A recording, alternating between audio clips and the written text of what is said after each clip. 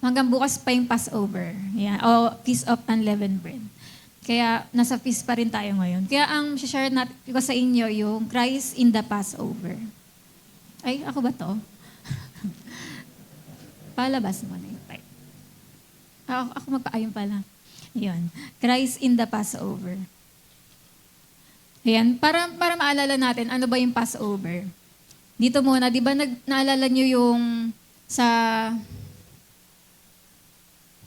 Ayaw.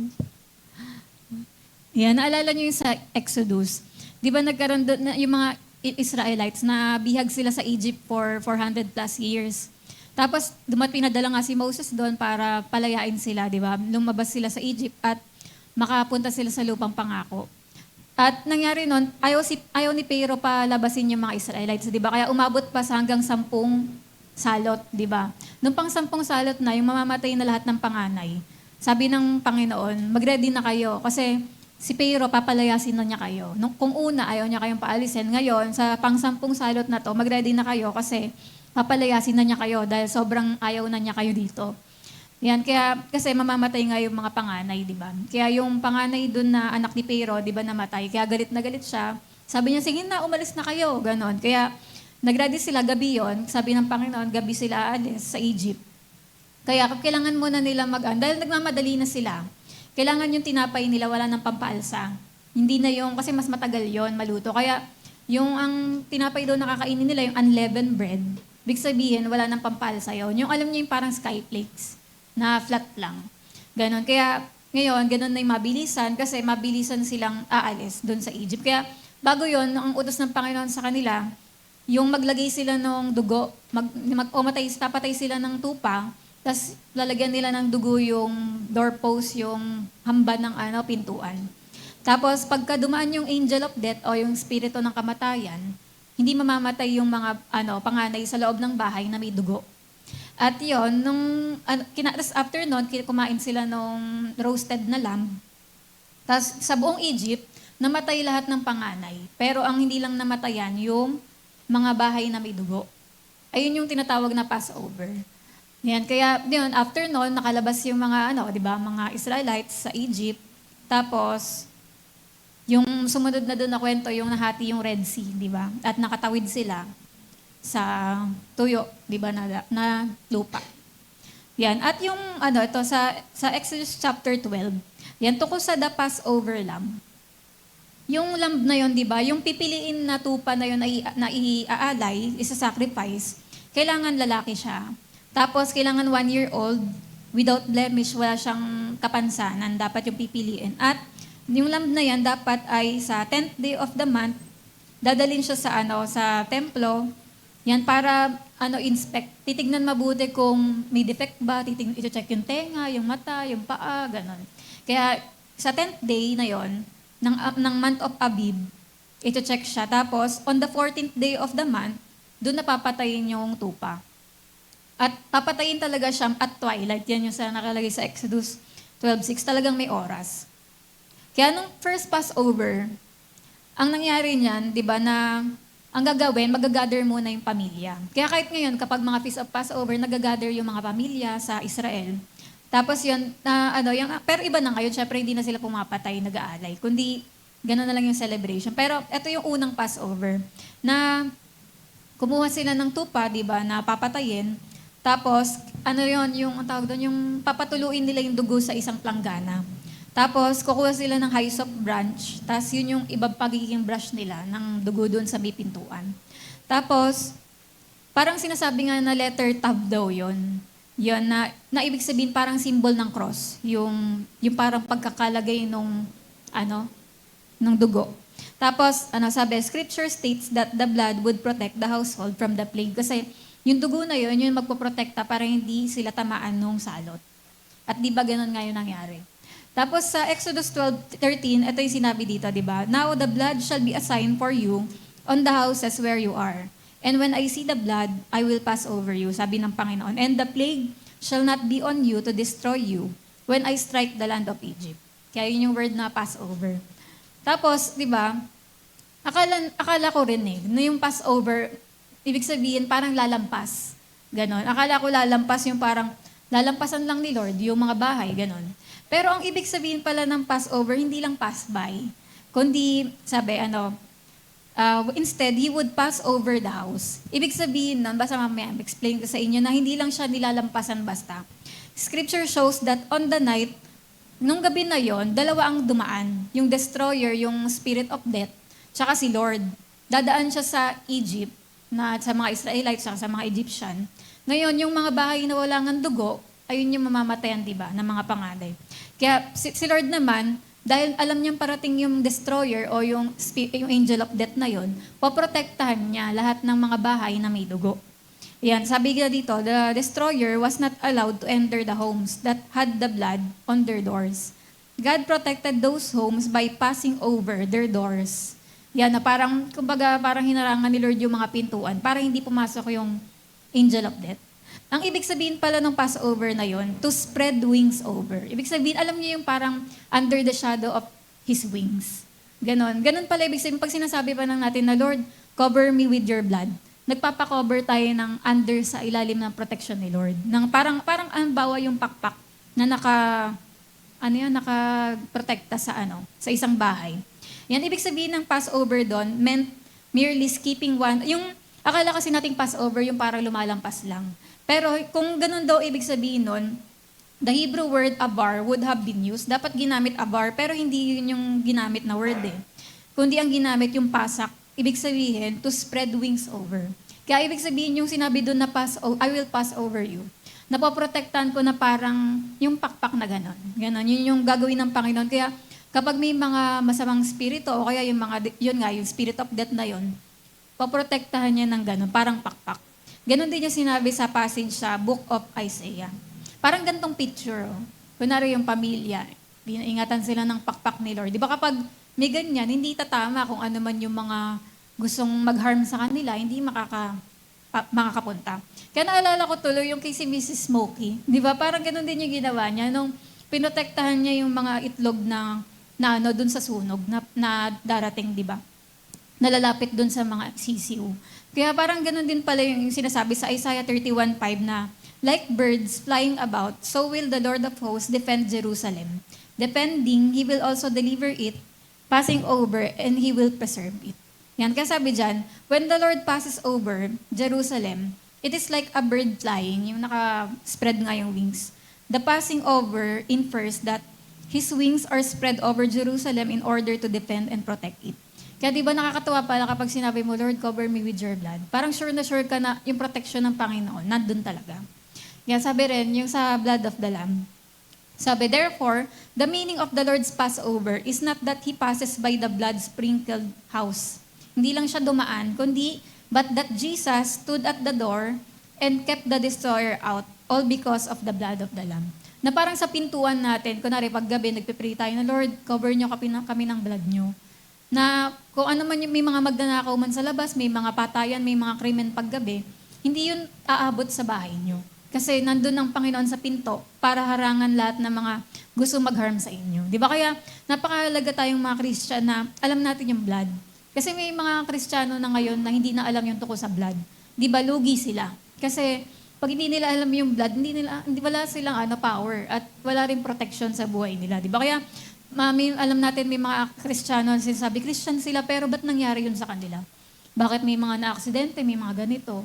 Kasi yun nga, may mga Christian din na hindi alam yung blood. Kaya kapag alam mo yung blood ni Jesus, may ingatan ka. Kaya halimbawa, ng panahon din ng COVID, di ba? Ang nilalaban lang natin noon yung blood ni Jesus. Kaya iniisip natin na, Lord, basta yung virus na to, lalampasan kami. Di ba? Kasi paprotektahan tayo ni Lord. Kaya di ba, kaya tayo buhay pa rin tayo hanggang ngayon. Pero lugi, pag hindi alam yung blood ni Jesus, kaya kailangan talaga na alam to ng bawat Christian. Tapos ito rin, tapos di ba naalala nyo, panahon din yun ng yung COVID na yun, panahon din ng ganito yun eh. Yung panahon ng papis din ng Passover.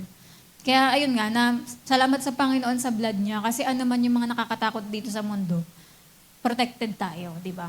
Tapos ito rin, yung alam nyo ba, sa pag-aaral din sa tradition, yung lamb na yon, na 'di ba, yung lamb na niro-roast kapag Passover. Ang ginagawa pala doon, pagkakakainin daw kasi yung karne nun, yung mga laman loob nilalabas syempre. Tapos tinatali daw dun sa may leg nung tupa. Tapos sabi, tradition says that lamb was gutted and entrails were wrapped around its head. Tapos gumagamit daw ng dalawang stick na pa-horizontal, saka stick na pa-vertical. Anong itsura nun? Di ba? Parang cross. Kaya ganun ang ginagawa dun sa lamb na yon para ma-erose siya kasi para makain nila. Yung after patuluin nga yung dugo, di ba? Tapos yun na, yung iro-roast na. Sabi, in effect, the lamb was placed upon a cross, like structure, with its entrails wrapped around its head. Di ba kaya isipin mo yung ginagawa ng talagang ginagawa nilang natural, ayun yung tinulfill ni Jesus. Di ba? Ginawa niya talaga. Tapos sabi dito, yung the lamb without blemish. Na nakikita natin dito sa mga, mga kung paano ginagawa, yung tungkol sa lamb. Na talaga, katulad ng kay Jesus, makikita mo talaga yung ginawa ni Jesus. Sabi, the Passover lamb had to be a male lamb without spot or blemish. Kagaya kay Jesus, sabi nga, di ba, sa John 1:29 ni John the Baptist na, behold, the Lamb of God who takes away the sin of the world. Tinawag si Jesus na Lamb of God. Tapos sa 1 Peter 1:18-19, sabi dyan, you were not redeemed with corruptible things, but with the precious blood of Christ as a lamb, without blemish and without spot. Di ba? Kaya siya yung tupa talaga na yun na tinutukoy, na mag-aalis ng kasalanan ng mundo. Sabi nga, Jesus fulfilled each one of these. Di ba na lahat yon tinupad ni Jesus? Siya talaga yung totoong Savior at padala ng Diyos. Sabi nga, the lamb was taken into the house on the 10th day of Abib to be inspected for imperfection. Di ba? Sinabi kanina na pag 10th day, ito-check yung lamb kung meron bang kapansanan. Ganon din si Jesus, yan nangyari sa kanya. Nung 10th day na yon, ay dinala siya sa templo. Yun nga yung parang panahon ng palaspas. Yun, yung Palm Sunday. Parang ganon. Nasabi dito, once deemed a suitable sacrifice, the lamb was killed around 3 o'clock.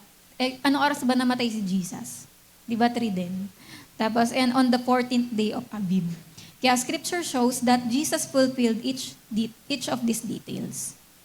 Tapos, sabi rin dito, days before his death, Jesus rode in Jerusalem on a donkey's colt, greeted with cries, Hosanna, di ba yung palaspas nga, di ba na, Hosanna, blessed is he who comes in the name of the Lord. Yun na nga yung triumphal entry at Palm Sunday na ngayon, di ba? Tapos sa John 12 din, sinabi dyan na on the same day, the Passover lamb was being brought into the temple for sacrifice. Si Jesus din, dinadala rin siya papasok ng templo. Ayan, kasi siya nga yung Lamb of God. And this was the 10th day of Abib, linking Jesus to the Passover lamb. Yan. Kaya yun, yung lamb without blemish na to, he was found to be the spotless lamb. Di ba si Jesus talaga nung in-inspect siya, walang makita talagang diferensya. Di ba kaya kahit nga si sa Matthew 22:15, yung laging pag tinetest siya ng mga Pharisees, di ba? Iniisip niya nila na paano siya madadaya, paano tatrap si Jesus sa salita, pero hindi nila ma-trap. Tapos sa Matthew 22:46, and no one was able to answer him a word, nor from that day on did anyone dare question him anymore. Natatakot na magtanong lahat kasi walang silang di ba? Hindi nila nahirapan silang sagutin pag nagtanong na si Jesus. Kaya sabi rin sa John 18:38, yung chine-check na si Jesus, di ba, kung meron ba siyang sala, sabi sa kanya, I find no fault in him at all. Di ba? Kasi nga, siya talaga yung tupa na yon, di ba, na walang blame, di ba, spotless, perfect, di ba, na sacrifice. Tapos, the time the lamb was to be killed, yan, yung oras din, di ba, ayon sa Exodus chapter 12, hindi ko na masyadong nilagay dito kasi malalim yung mga paliwanag. Pero ayun, na kahit mismo sa sinabi dito na yung oras ng papatayin yung tupa, pinulfill din ni Jesus. Kaya makikita nyo dyan sa Mark, sa John, tsaka sa Matthew, nilagay dyan yung mga oras, di ba? Now, it was the 3rd hour, they crucified him. Tapos yung about 6th hour, di ba, na yan, they cried out, away with him. Ayan, tapos yung 6th hour until 9th hour. About the 9th hour, Jesus cried with a loud voice, saying, Eli, Eli, lama sabachthani. Di ba kaya yun? Kaya mismong kahit yung oras, pinulfill din ni Jesus. Ayan, tapos early in the morning, di ba, Jesus was brought to Pilate to be judged. Yung dadalhin si Jesus dun sa Pilato, 9 o'clock yun, nung siya yung nilatigo. Tapos, at the same time, the lamb that had been in the temple for 4 days, tied to the horns of the altar to await its sacrifice. Yan, during this period, soldiers made a crown of thorns. Yun yung time na sinuotan siya ng koronang tinik. Tapos, ayun nga, reflecting the symbolism of the first Passover lamb. Yan. At pagdating ng tanghali, ano na nangyari kay Jesus? Dinala siya sa Golgotha. Pinako siya sa krus at nag-suffer siya for 3 hours hanggang 3 o'clock, di ba, na namatay siya. Na unti-unti nawawala yung hininga ni Jesus habang dumudugo yung paa niya, kamay, tsaka ulo. A wound was made in his side, tapos nung patay na si Jesus, tinusok naman yung tagiliran niya. And these 3 points of his body, yung hands, feet, tsaka side, symbolize the blood on the foot of the door. Yung parang sumisimbolo dun sa, yung dugo na pinahid dun sa pintuan nung panahon sa Egypt. Yan. Tapos yung spread his wings over them. Ayan, yung, di ba, when the Lord passed through the land of Egypt and saw the blood upon the house, He said He would pass over them. Di ba sinabi niya lalampas siya o poprotektahan? Na alam niyo ba ito? Itong sa Matthew 23:37-38, sinabi ni Jesus diyan, days bago mag-Passover. Nabanggit din niya. Sabi niya, O Jerusalem, Jerusalem, the one who kills the prophets and stones those who are sent to her. How often I wanted to gather your children together as a hen gathers her chicks under her wings, but you were not willing. See, your house is left to you desolate. Nabanggit na naman yung manok, si Mrs. Mo. Hindi, parang nabanggit na naman yung manok na gusto niyang i-gather yung mga chicks niya. Di ba? Na parang yun yung sinasabi ni Jesus. Na parang same dun sa Passover na kung paano ini-spread yung wings para protektahan. Yan, nagigets niyo ba? Yan, Perry Stone kasi yung nito eh. Yan, sabi nga, the fact that he did extend his arms, di ba sa krus, naka-extend yung kamay ni Jesus. It means na binibigyan tayo ni Lord ng gift of liberty, na malaya na tayo mula sa kasalanan, binigyan tayo ng salvation and redemption. And just as the blood of the Lamb protected Israel from the destroyer, tayo din, kung paano yung Israelites na protektahan sila noon, di ba, sa Egypt, ganun din na yung blood ni Jesus ay magpaprotekta sa atin sa lahat ng gawa ng demonyo. Yan. And not only that, Scripture teaches us that those who partook of the Passover left Egypt completely disease-free. Alam niyo yung after nila kumain nung gabi ng Passover, yung mga bawat pamilya doon sa Egypt, lahat ng kumain nung Passover na yun, umalis sila sa Egypt nang walang sakit. Di ba? Ang galing. Parang halimbawa, naalala niyo yung communion. Yung huling hapunan kasi, nangyari yan ng Passover. Yun, di ba, pag nagka-communion tayo, tinatawag to ni Peristo na the meal that heals. Kasi bakit? Na kapag may sakit ka at karamdaman, tapos nag-take ka ng communion, naniniwala kang pagagalingin ka ni Lord. Kasi ayun yung ginawa niya sa krus, di ba? Na namatay siya, nagkaroon siya ng mga sugat para gumaling tayo. Kaya ganun, na pag nagtitake tayong communion, naniniwala tayo, Lord, na ano man to mga sakit na to, gagaling to. Di ba? Dahil sa ginawa mo sa krus. Kaya ganun din nangyari sa mga Israelites pala. Na after nilang kainin yun, nawala yung mga sakit nila. Magaling na sila. Di ba? Kaya yun, tapos sabi rin dito, sa Exodus 15:26, di ba? Kasi pinangako yan ng Panginoon sa kanila na if you diligently heed the voice of the Lord kapag sumunod sa Panginoon and do what is right in His sight, I will put none of these diseases on you, which I have brought on the Egyptians. For I am the Lord who heals you. Na yung mga sakit na yon hindi dadapo sa mga Israelites kung susunod sila sa Panginoon. Yan. Sasabi rin dito sa 1 Peter 2:24, di ba? Na by whose stripes you were healed. Di ba? Na dahil sa ginawa ni Jesus doon sa krus, gumaling tayo. Kaya nga, di ba, anuman mga sakit at karamdaman, hindi tayo nangangambang mamamatay tayo agad. Kasi, alam natin kaya tayong pagalingin ni Lord. Sabi nga rin, likewise, the Scripture relates to us, the blood of Messiah, the Lamb of God, has the power to protect His people from disease and other sufferings. Di ba? Kaya yung dugo ni Jesus na yon, pinrotektahan tayo mula sa maraming sakit at sa mga maraming suffering na dapat na pagdaanan natin, pero thank you, Lord, sa dugo niya. Yan. At sabi nga dito, yung the Passover order, ano yung mga kinain nila noon?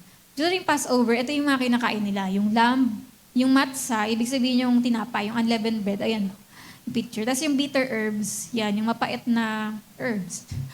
Ayan. Tapos Passover begins the feast. Una muna, Passover. Tapos yung 7 days, ayun na yung Feast of Unleavened Bread. Kakain sila lagi nung ganun lang. Bawal sila kumain ng monay. Kasi may pampalsa yun. Ang kakainin lang skyflakes lang, ganun, for 7 days. Yan, bawal lahat ng mga tinapay na mga may alsa. Yon, 7 days symbolize that those saved by the Lamb should Ang ibig sabihin kasi ng leaven na yon, yan, yung leaven na pampaalsa, ay sumisimbolo yan sa kasalanan. Kaya tinatanggal nila yon para, parang alam niyo yung parang panahon din na kung saan parang ine-evaluate natin sarili natin, tinatanggal natin yung mga kasalanan sa buhay natin. Yan, parang ganun yung ibig sabihin. Kaya yun, parang ganun yung ginagawa nila kapag Passover. Live as new and clean people. Parang sa atin din, di ba, pag mga ganitong panahon, nagre-repent tayo sa mga kasalanan, tinatanggal natin yon. Yan, and sabi, meaning, since we are saved by the blood of the Lamb, we must remove things that go against God's will. Parang sa atin, inisip natin, Lord, ano ba yung mga bagay na hindi mo kalooban sa buhay ko? Di ba yun yung mga inaano natin, mga ginagawa, di ba? And live in obedience, yung pagiging born again talaga natin, ay sinasapamuhay natin. And sabi, yung obedience na yon brings deliverance from the enemy. At kapag ginawa nila yon, ililigtas na sila ng Panginoon sa mga kaaway nila at magkakaroon sila ng freedom sa lahat ng uri ng sakit at karamdaman. At meaning din noon, yun yung knowing versus doing. Na, di ba, hindi sapat na alam lang natin yung word of God, kailangan ginagawa natin yun. Yung sabi sa Bible, di ba, be doers of the word, not hearers only. Parang naalala ko tuloy yung halimbawa yung mga skincare. Di ba ang daming pangako ng skincare na pakikinisin ka, tatanggalin kulubot mo, tatanggalin yung mga dumi-dumi sa mukha, magiging parang bata ka lagi. Pero ayun yung magandang pangako ng skincare. Pero mangyayari ba yun kung hindi mo ipapahid? Di ba? Imagination mo lang, ganun. Pero hindi. Na kahit alam mo yung kayang gawin ng skincare, para pag di mo pinahid yan, hindi mangyayari yun, di ba? Kaya parang ganun din sa pag alam natin ng Word of God, kahit alam natin yung Bible. Pero kapag hindi naman natin ina-apply sa buhay natin, wala rin. Hindi natin makukuha yung epekto, yung blessing na kaloob ng Panginoon. Kaya di ba yung sinasabi dyan, yung doers sa Romans 2:13 will be justified. Sila talaga yung magkakaroon ng malinis na pamumuhay. Sabi nga rin, yung important reflection din dyan. Halimbawa yung sa mga Israelites daw, paano kung in-apply nila yung blood dun sa pinto? Pero hindi sila hindi sila nakikipart dun sa pagkain ng lamb. Hindi kompleto yung pagsunod nila, di ba? Kaya parang ganun din. Hindi nila makukuha yung full blessing kung nilagay lang nila yung dugo. Lagi ka nagsasabi, Lord, cover me with your blood. Pero hindi mo naman sinusunod yung kalooban ni Lord. Hindi ka naman talaga sumusunod sa according sa utos niya sa Bible, wala rin, di ba? Kaya parang ganon. Kaya para makuha natin yung full blessing, naniniwala tayo sa blood, pero yung buhay din natin, sumusunod tayo sa Panginoon. Para may idea kayo, ano itsura ng mga pagkain ganyan. Na yan yung parsley, simbolo daw nung pinapahid, yung pampahid. Yan, yung bone of the lamb naman, siyempre, yung simbolo ng tupa. Charoset, ano yan? Caroset. Ayan pala yung picture, pero ito yung meaning. Yan, ibig sabihin, yung represents the Passover lamb, yung serowa. Karpas naman, yung parsley, simbolo ng hyssop branch na pang-brush ng dugo. Tapos yung caroset, ibig sabihin, yung represents brick and mortar in Egypt, yung parang slavery nila. Yan, matzah naman, yung unleavened bread. Sinisimbolo nito yung sinless na pamumuhay, ganyan. Tapos yung bitter herbs, para maalala daw nila yung bitterness ng slavery nila. Salt water naman, para maalala daw nila yung mga iyak nila. Mapapait na iyak. Maaalat na iyak. Noong panong alipin sila. Tapos may 4 cups, kasi yung A ay ginawa 3. Nagkamali. Ayan, 4 talaga yung cup. Ibig sabihin ito sa gilid. Yung 4 cups na yon, ibig sabihin yung 4 cup of sanctification na sinasabi ni Lord, I will bring you out. Pangalawa, cup of affliction, ibig sabihin, I will rescue you from bondage. Pangatlo, cup of redemption, I will redeem you. Tapos cup of praise, I will take you as my people. Kaya alaala ng promise ni Lord. Kaya yan yung mga kinakain nila kapag Passover. Tapos, ayan, yung pag sinabing Passover seder, ibig sabihin yan order. Parang merong, halimbawa yung Last Supper ni Jesus, merong yung program.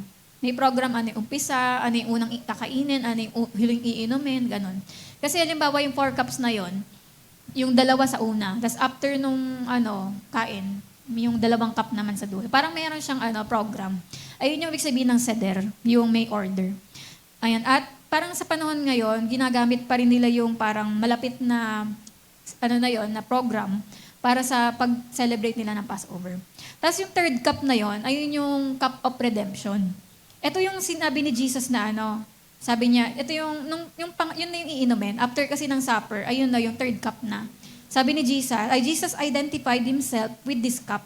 Bali nung iinumin na yun, sinabi ni Jesus, ito yung Luke 22:20, sabi niya, this cup is the new covenant in my blood, which is shed for you.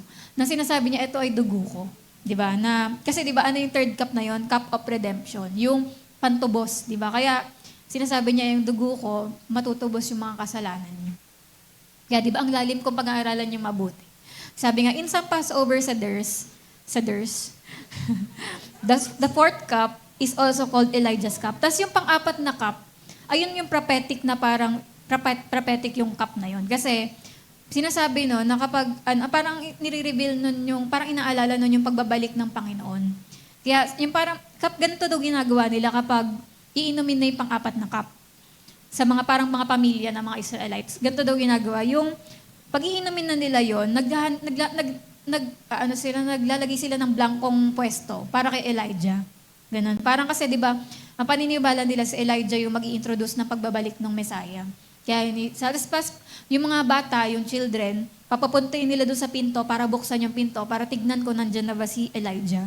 Kung paparating na ba ang Panginoon, gano'n. Kaya kahit pala Passover, dapat nagre-ready din tayo kasi pwede rin na dumating ang Panginoon sa ganitong panahon. Kasi nga, di ba, sabi doon sa kanta natin na magbabalik si Jesus na buhay. Di ba, kapag communion natin, bukod sa inaalala natin yung ginawa ni Jesus sa krus, inaalala rin natin na babalik ang Panginoon. Di ba? Kaya, pwedeng sa panahon ng Passover, dapat ready din tayo kasi pwedeng mag-rapture din.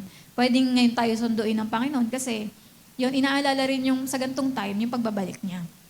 Kaya sabi ni Jesus naman sa Luke 22:15-18, yung sa Last Supper. Di ba sinabi niya, with fervent desire, I desire to eat this Passover with you. Gusto ko sana na kainin to kasama niyo. Tapos sabi niya, hindi na ako uli kakain nito at iinom until dun sa pag dumating na yung kingdom of God. Kaya sabi, kailan yung next, kung kumain tsaka uminom si Jesus dito sa Last Supper na to, kailan yung susunod na kakain daw si Jesus uli pagkasama tayo? Hindi na niya daw uulitin to.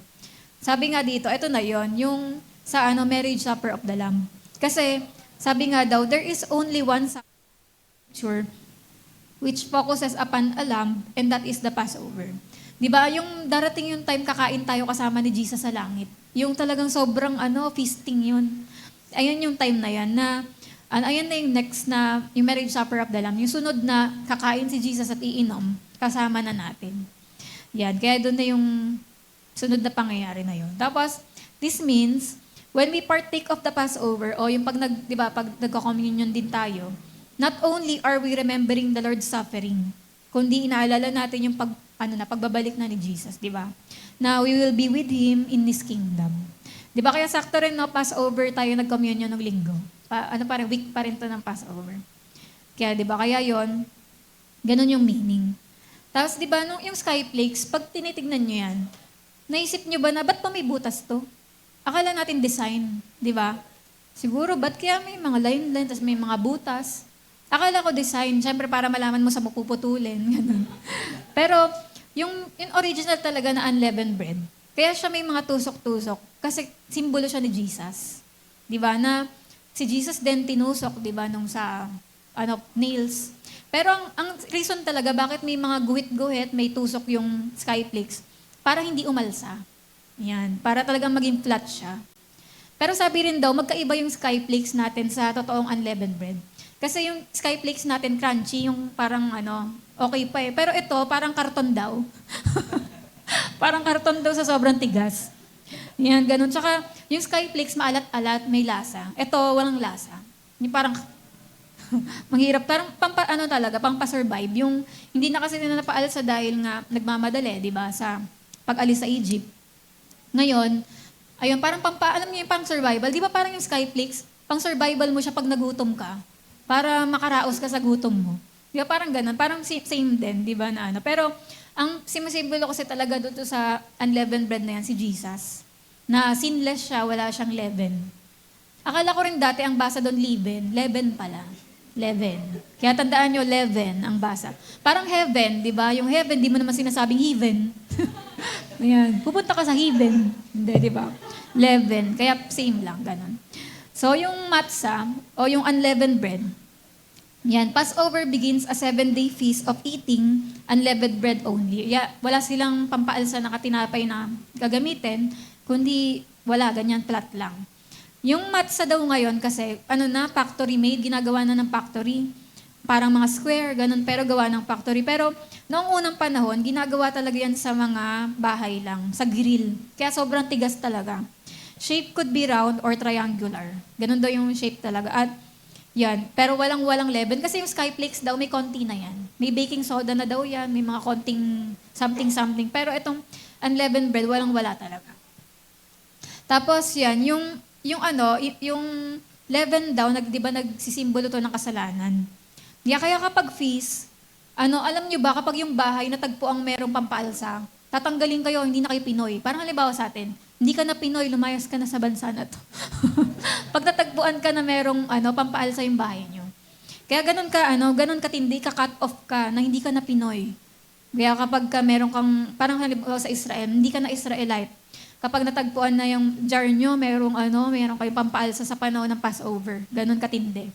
Kaya families would clean their homes. Week pa lang, darating pa lang yung Passover na week, nililinis na yung bahay, tinatanggal na talaga lahat ng mga leaven. Lahat ng mga traces ng leaven, tinatanggal. Yung talagang complete removal ng leaven. Ibig sabihin, yung kahit na alam niyo yung mga parang mumu na, yung parang mga, tawag dyan, particles na, winawalis talagang mabuti, tapos nilalagay sa isang bag, tapos susunugin yon para talagang ma-sure na kahit konti, walang leaven na matatagpuan sa bahay nila. Ganon. At ganon yung complete removal ng sin. Parang ganon din sa buhay natin. Na yung pagtanggal natin ng kasalanan sa buhay natin, totally talaga. Gusto ng Panginoon, totally na hindi yung magtitira, unti-unti tinatanggal natin yung kasalanan, pero gusto ni Lord hanggang dumating sa time na 100% tanggal na yung kasalanan na yun. Di ba? Alam naman natin, natatanggal yung iba. Pero mas gusto ng Panginoon, totally dumating sa time, 100%, pinigil mo na yun. Di ba? Parang halimbawa nga dun sa nagsasabong na kilala ni Papa. Noong una, nagsasabong siya, pero habang natututo siya ng Word of God, sabi niya, ay na lang po ako, nag-aalaga na lang ako ng manok. Ganon. Nag-aalaga na lang akong panabong. Tapos dumating sa time na, ay na lang po ako, namamalato na lang, yung ganon. Nanghihingi na lang siyang balato. Pero hanggang sa dumating sa time, talagang wala na siyang manok, hindi na siya nagsasabong. Yung ganon, parang sa buhay din natin, gusto ng Panginoon totally matanggal yung mga kasalanan niya yun sa buhay natin. Total removal of sin. Parang kaya ganun yung sinisimbolo ng leaven na to.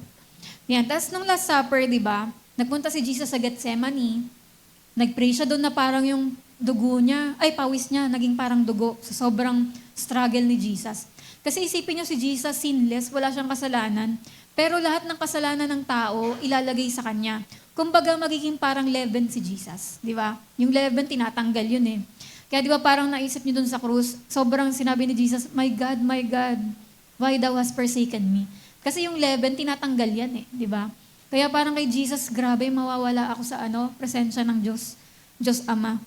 Kaya parang ganun yung struggle ni Lord na magiging kasalanan siya, wala siyang kasalanan, di ba? Pero He chose to obey the Father's will. At after nun, inaresto na siya ng mga guard, tinrial, di ba, nila Pilate, ng mga Pariseo, ganun. Pero natagpo ang wala siyang kasalanan, at kinrucify siya, pinako siya outside the city. And Jesus became sin for us so we could be righteous. Si Jesus yung naging kasalanan para tayo yung maging matuwid, di ba? Kaya yung kanta nating, I'm forgiven because you were forsaken. I'm accepted, you were condemned. Kaya di ba, kung alam natin ganun kagrabe yung nadulot kay Jesus nung kasalanan, kaya nga sabi sa kanta, di ba,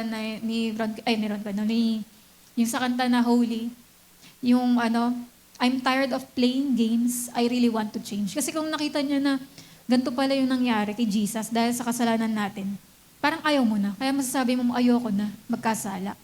Kaya si Jesus yung naparusahan para tayo ay mapatawad. Yan. Kaya yung matzah na yon o yung unleavened bread is a picture of Christ. Di ba? Na yung matzah kasi sinless, wala siyang pampalsa. Stripe, may mga marka-marka, marks of suffering. Tapos yung may mga tusok-tusok, holes from baking. Di ba? Ayan yung parang kay Jesus, yung by His stripes we are healed, yung mga latigo ni Jesus, kaya yung mga line-line na yan. Tapos, they pierced my hands and my feet, diba, ayun nga yung tinusok. And sabi rin sa Zechariah, they will look on me whom they pierce. Diba? Kaya, simbolo talaga si Jesus nung unleavened bread. Tapos, yung the promise of the Father, yung afikomen, ito naman yung special bread. Meron kasi silang ginagawa kapag Passover na meron silang may unleavened bread na binibreak. Ngayon, pagka-break nun, ibabalot siya sa tela na linen cloth. Tapos yung tatay, itatago niya yun sa somewhere. Sasabihin niya, magpapalaro siya sa mga anak niya. O paunahan mahanap yung tinago kong unleavened bread. Tapos yung mga bata, hanap ng hanap. Tapos ang mangyayari, pag nahanap nila yun, may premyo. They get a small reward. Kaya yun yung sinasabing the promise of the Father, na kapag nakuha yun ng bata, mabibigyan siya ng regalo. Di ba parang sa God kay God the Father, di ba may promise siya? May promise siya sa atin na kapag si Jesus, di ba, umakyat sa langit, bababa naman yung Holy Spirit. Ayun yung gift niya sa atin, na yung gift ng presence ng Panginoon na hindi niya na tayo iiwan. Yan, kaya nagets niyo yun? Lalim nun. Yan, tas connection to Jesus. This bread represents, yung afikomen na yon ay represents Jesus. Kasi di ba si Jesus namatay? Tapos binalot din si Jesus sa linen. Di ba kagaya nung kanina? Nilibing siya, tapos bumangon ulit. Di ba parang yung hinanap siya. Yan, the promise, before Jesus ascended, He promised a gift for believers. Di ba? Kaya bago umakyat si Jesus, pinangako niya yung Holy Spirit. Kaya yun nga yung dumating ng Pentecost. Di ba? Kaya, yan, naintindihan na natin yung sa Passover. Kaya ngayon, dito naman tayo sa why Satan is afraid of the blood of Jesus. Yan, kasi di ba, alam natin, yung demonyo, si Satan, lagi niya talaga tayong gustong i-harm. Kaya yun yung napakahalaga, bakit natin dapat alam yung blood? Bakit tayo lagi nagpapakover ng blood? Bakit mahalaga na alam natin to? Yan, sa Revelation 12:11, sabi niyan, and they overcame him, yung kagaya kanina, by the blood of the Lamb and by the word of their testimony. And they love not their lives unto death. Di ba di ba ang pinakapanlaban natin sa kaaway, yung blood ni Jesus, pati yung testimony natin. Yan. Kaya matatalo natin yung kaaway kapag alam natin yung blood. Kaya sabi dito, the blood of Jesus is the ultimate power of victory. His blood scares the devil to his bones. Takot na takot yung demonyo sa dugo ni Jesus. Kaya kapag tayo ay covered niyan everyday, wala siyang magagawa para itouch tayo. Yan. Kaya ito, meron ditong 7-fold shedding of blood of Jesus. Ano yung mga dumugo kay Jesus? Diba, number 1, yung sa Gethsemane, yung dumugo yung sa parang pawis niya naging dugo. Tapos pangalawa, yung dumugo yung mukha ni Jesus kasi binugbog yung mukha niya. Diba, sinuntok siya. Tapos pangatlo, yung hinatak yung mga balbas ni Jesus. Dumugo rin yun doon. Tapos number 4, yung brutal scourging, yung mga latigo, ganun. Parang, ayun nga, tapos yung nahiwa talaga yung likod ni Jesus, yung abdomen niya, lacerated. Tapos number 5, yung crown of thorns.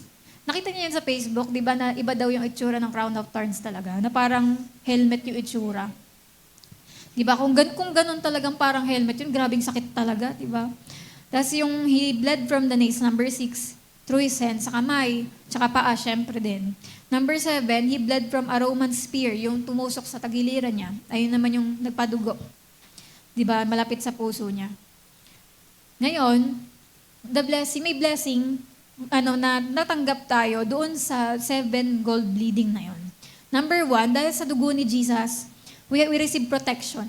Di ba? Nagkaroon tayo ng protection, kagaya nga nung kanina yung sa Egypt, di ba? Na, kunwari, pag nagbiyahe tayo, di ba may mga nagpapamahiin kasi na ganyan. Kapag mahal na araw daw, marami na aksidente, may mga ganto ganyan. Pero tayo, pag alam mo yung blood, di ka matatakot magbus. Di ka matatakot sumakay ng jeep o magbiyahe, magbakasyon. Kasi alam mo na covered ka ng blood ni Jesus. Di ba? Kapag marunong ka mag-pray ng Lord, cover me with your blood, I plead the blood of Jesus sa mga kalsada. Iingatan ka ng Panginoon, di ba? Kaya, kunwari si Alfred, kasi di ba si Alfred lagi siyang nasa biyahe nung sa pagtatrabaho niya. Ilang beses nga rin siya nakakakita ng mga na-aksidente sa paligid. Kasi di ba ganun yung sabi sa Psalms 91 na may mga makikita tayong they will fall at our side pero hindi tayo, yung mapapahamak. Kasi ganun yung protection ng dugo ni Jesus. Pangalawa, salvation. Di ba na dahil sa dugo ni Jesus, napatawad yung kasalanan natin. Kasi kapag wala yung dugo na yun, hindi natin masasabing malinis ka, pinatawad ka, walang malinis sa atin. Pero dahil sa dugo ni Jesus, nahugasan lahat ng kasalanan natin. Pangatlo, yung healing, di ba, na hindi na tayo matatakot na ano man sabihin ng doktor, hindi yun yung final say. Kasi meron tayong kagalingan sa dugo ni Jesus. Number 4, yung financial and material blessings na yung kahirapan, hindi na siya forever sa'yo. Di ba? Kundi, yung mga provision ng Panginoon, kasama rin dyan sa ginawa ni Jesus sa krus. At yung abundant life, di ba, buhay na masagana, hindi lang sa langit, kundi kahit ngayon, kaya kang bigyan ni Lord ng buhay na masagana. Tapos, forgiveness of sins, di ba? Pagkapatawad sa lahat ng kasalanan at thorough cleaning. Yung parang pagpakiramdam mo, yung mga nagawa mong kasalanan dati, na parang dala-dala mo pa rin ngayon, pero hindi. Dapat sumampalataya ka sa ginawa ni Jesus na kaya niyang linisin ng buong buo lahat ng ginawa mo. Di ba? Na yung dumi na yon mahuhugasan. Kaya sabi nga sa kanta, all my sins are washed away. Praise the Lord. Hindi sinabi doon na some of my sins are washed away, di ba? Half of my sins are... Hindi kompleto yung saya mo kapag sinabi lang, half of my sins are washed away. Parang di ba? Parang hindi ka masaya. Pero pag sinabing all my sins, di ba? Parang praise God talaga. Kaya masasabi mo, praise the Lord, di ba? Hindi na inaalala yung mga kasalanan ko. At number 8, yung total redemption. Na talagang pag sinabing kay Lord ka na, hindi sasabihin ng demonyo, akin yan, akin pa yan. Di ba? Kundi pag sinabing redemption, yung tinubos na talaga. Kay Lord ka na talaga. Hindi ka na pag-aari ng kaaway. Wala na siyang karapatan sa'yo. And at number 9, we are justified. Yung just as if we do not sin, di ba? Parang hindi tayo nagkasala. Ganun tayo patawarin ni Lord. At yung we are sanctified, nalilinis tayo ng tuloy-tuloy. And we receive peace. Di ba? Hindi ka nakaaway ng Diyos, kundi peace na kayo ni Lord dahil sa dugo ni Jesus, napatawad ng mga kasalanan natin. At nakareceive din tayo ng overcomer's power, di ba? Through His blood na kaya natin magtagumpay sa anumang mga pinagdadaanan natin sa dugo ni Jesus. And we receive greater and better things. Mas mapalad pa tayo kaysa sa mga Old Testament na tao. Di ba? Kasi hindi pa nila nakita si Jesus, pero tayo, nakilala natin si Lord. Kaya mas marami tayong makiklaim kasi nakita natin si Jesus, na abutan natin yun. And we are given access into the holiest of all.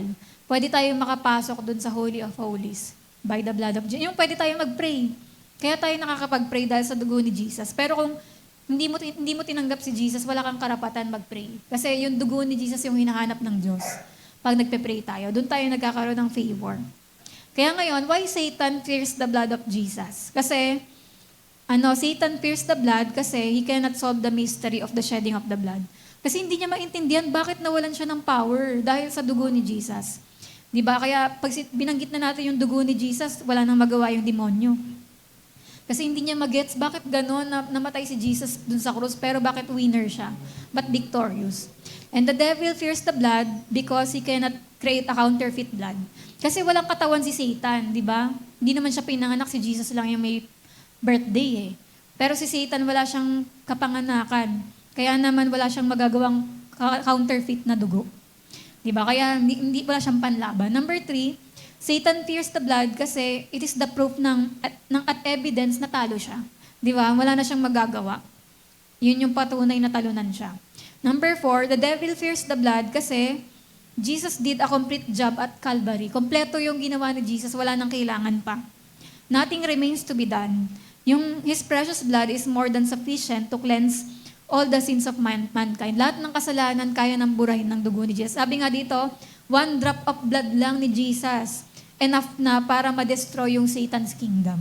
Kaya alam nyo na kung bakit pinakaayaw ng topic ng demonyo yung blood. Kasi napaka-powerful nun, tsaka wala na siya, shut up na siya kapag Tsaka yung kamay niya hindi makahawak kapag blood na ni Jesus. Yung usapan. Number 5, Satan fears the blood of Jesus because it has power that draws us closer to God. Pag alam nyo ba, kapag kinakanta nyo yung blood, inaalala nyo yung blood, nararamdaman nyo ang lapit ng Panginoon. Kasi yung dugo ni Jesus yung nagtatanggal ng kasalanan. Ngayon, ano pang magpapakalayo? What can separate me now? Di ba? Kaya kung dahil doon sa dugo, na ibalik tayo sa Panginoon, ano pang magsiseparate sa'yo tsaka kay Lord? Kaya napakalapit ng presensya ni Lord kapag inaalala mo yung dugo niya. At yon, kaya Number 6, the devil is afraid of the blood of Jesus because it gives us power to tread upon serpents and scorpions. Ito yung pantaboy natin, in Jesus' name, by the blood of Jesus, lumayas kayo, sinasabuyan ko yung dugo ni Jesus. Kaya naman mga masamang spirito, mga demonyong spirito, lumalayas lahat. Number 7, Satan is afraid of the blood of Jesus because it strengthens our faith. Di ba pag sinabi ng blood, doon ka nagkakaroon ng lakas ng loob na ba't ka magpe-pray, bakit ka may karapatan?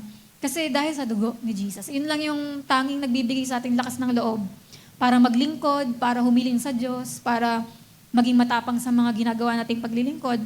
Kasi nagkaroon tayo ng karapatan all by the blood. That's, 8, Satan fears the blood because it fortifies us against his evil arrows and fiery darts. Na lahat ng mga arrow na yun, ng mga na-i-harm tayo, walang magagawa. Dahil meron tayong shield ng we are covered by the blood. Thus, the blood of Jesus amplifies and gives life to our prayers. Yan, kaya ka nga matapang mag-pray kasi alam mo may karapatan ka by His blood. And the blood of Jesus moves heaven and earth on our behalf for the fulfillment of God's promises. Kahit heaven and earth kikilos dahil nga sa dugo ni Jesus. And 11, the blood of Jesus provides dominion over sin. Di ba? Kaya wala nang kasalanan na mag-overpower sa'yo kasi kaya kang mahugasan, makalaya sa anumang kasalanan. 12, we are saved, delivered, healed, and blessed forever by the awesome blood of Jesus. Di ba? And the devil fears the blood of Jesus because tuwing sisigaw tayo ng blood of Jesus, para na rin nating sinasabi na bumaba yung glory of God. Kaya di ba, kapag topic lagi blood, kapag kumakanta rin ng blood, nagkakaroon ng revival. Automatic na yon kasi laging binaback-upan ng kapangyarihan ng Diyos yung blood niya. Kaya, alam niyo, every time na magtuturo kayo ng blood, every time na ipagpe-pray niyo, iko-confess, kakantahin, laging may power na nandun. Kasi, ganun, binaback-upan ng power ng Panginoon yung blood. And sabi rin, 14, the devil fears the blood of Jesus because the life and power of Jesus is in His blood. Di ba? Nandun yung power ni Jesus ng buhay ni Jesus. And 15, anytime we plead the blood of Jesus, God takes over our battles and fight for us. Kaya, kung may mga battle kayo, mga pinagdadaanan kayo, i-plead mo yung blood, di ba? I-ask mo yung blood ni Jesus kasi yun yung tatalo ng lahat ng mga battles na meron ka. And 16, the blood of Jesus was and is the Passover blood of the Lamb of God. When you plead the blood of Jesus,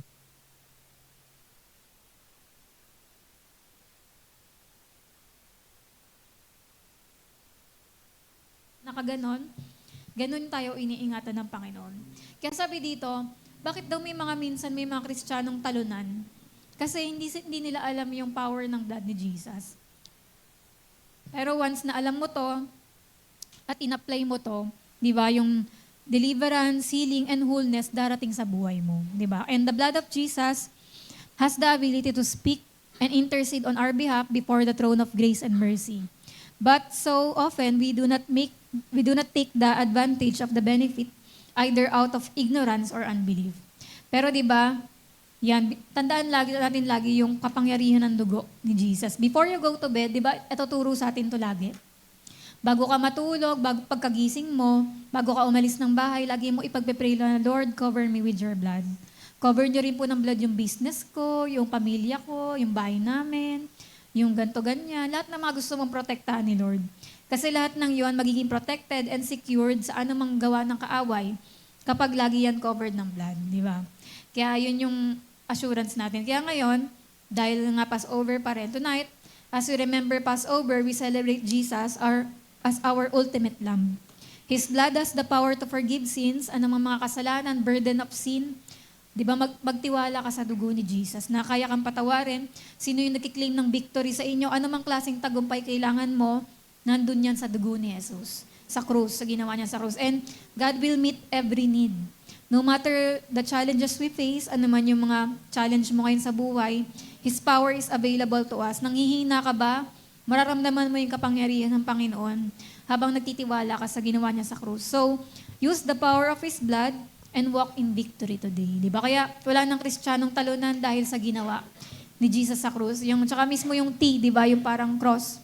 Tagumpay, triumph, di ba? Ganun, victory in the name of Jesus. Kaya, ayun, kaya as we pray ngayong gabi, ay tanggapin natin yung power na yon ng Panginoon sa mga buhay natin.